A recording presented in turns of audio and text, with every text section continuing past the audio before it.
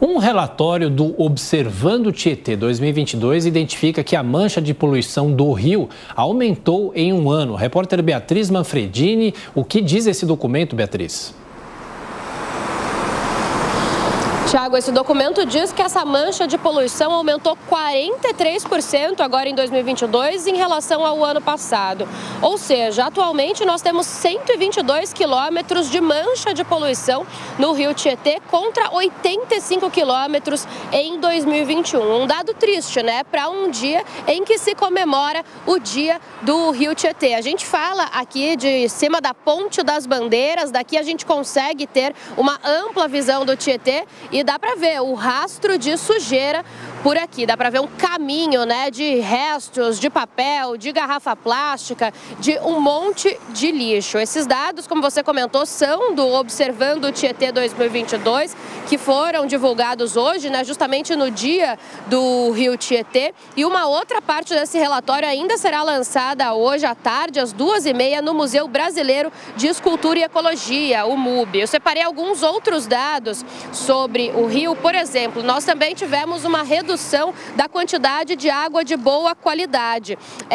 São 60 quilômetros agora em 2022 e no ano passado eram 124 quilômetros de água de boa qualidade. Além disso, a poluição tornou a água imprópria em 21% dos 576 quilômetros monitorados. Os dados apontam comprometimento nas bacias do Alto Tietê, na bacia do Sorocaba, Médio Tietê e também na Piracicaba, Capivari, Jundiaí. Ou seja, em 3 bacias, de um total de 6, que são as divisões aqui das unidades de gerenciamento do rio Tietê. A gente lembra que o Tietê é o maior rio paulista, com 1.100 quilômetros da nascente até a foz, que ele corta todo o estado de São Paulo de leste a oeste, Tiago. Pois é, Beatriz Manfredini, inclusive quem nos assiste, essas imagens tristes do rio Tietê. E a gente passa a palavra para os nossos comentaristas, começando por você, Diogo Schelp. Diogo, o processo de despoluição desses 2 rios, do Tietê e do Pinheiros, esse processo começou em 92, numa atitude do Jornal da Tarde, uma mobilização da sociedade na época. E o governo de São Paulo diz que o Pinheiros já está num processo mais avançado. E, inclusive, essa é uma informação usada em campanha eleitoral. Agora, a situação do Tietê, essa regressão, isso é muito triste, né?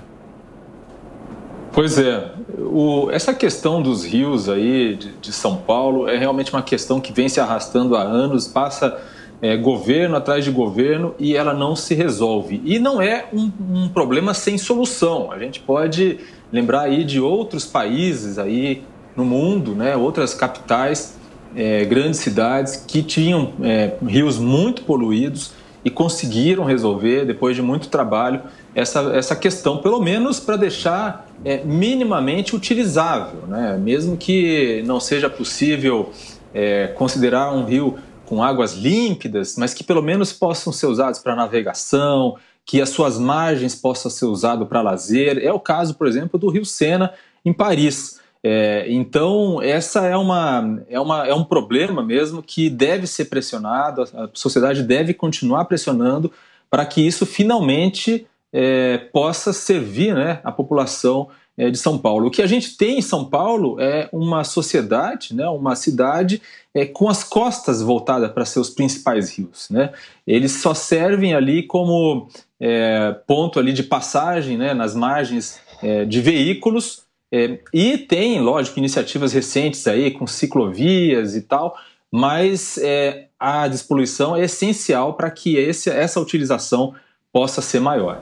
Ô Marcelo, um rio tão importante e tão sujo é de doer o coração mesmo, essas imagens que a gente vê agora há pouco ao vivo. É um trabalho demorado, a gente até concorda e imagina, mas pode ser finalizado algum dia e o rio Tietê pode trazer muitos benefícios ainda para o estado de São Paulo. E aí em destaque no vídeo a sujeira de todo tipo, tanto na margem, na lateral, quanto na própria água, né, na superfície. É uma imagem impressionante, né? Uma imagem muito triste. Eu, há muitos anos, estive numa cidade do interior de São Paulo, Barra Bonita, às margens do Tietê, num trecho em que o rio já não está mais poluído, né? Ou pelo menos não estava naquela época, e é utilizado para lazer, né? Para turismo, tem ali uma represa, né? É possível, sim, despoluir, né? O Schelp citou o Sena, em Paris. Nós temos o exemplo do rio Tâmisa, em Londres, né? Que também foi despoluído. Então, esse é um trabalho difícil, longo, porém possível.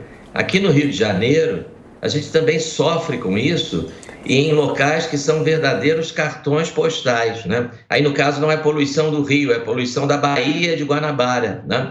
A Baía de Guanabara, onde nós temos cartões postais como o Pão de Açúcar, por exemplo, a Enseada de Botafogo, o Aterro do Flamengo, né?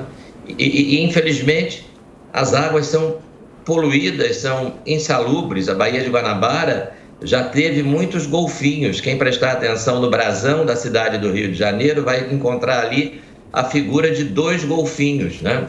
E atualmente só no brasão da cidade do Rio de Janeiro você vai encontrar os golfinhos mesmo, porque na Baía de Guanabara não se encontra mais, né? Encontra-se até sofá jogado ali nas águas da Baía, móveis velhos, né? Então é um trabalho que precisa ser feito com urgência.